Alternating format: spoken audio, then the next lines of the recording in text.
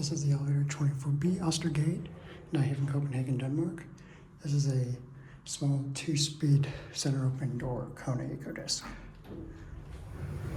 It's an older install. It's it's actually not that old. It's from 2016. It's newer than I thought. The buttons will look up, but we can also go down the basement if it's unlocked. Next, which is locked. Before, here we go.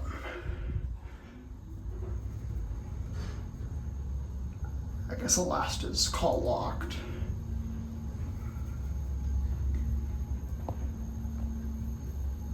Here, four opens on this side. You can see from the crack.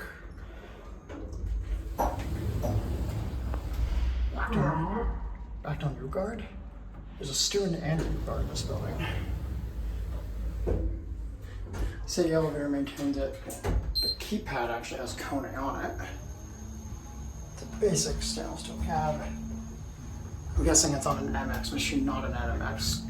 Yeah, it was installed or replaced in 2016. KONE MonoSpace. Regard.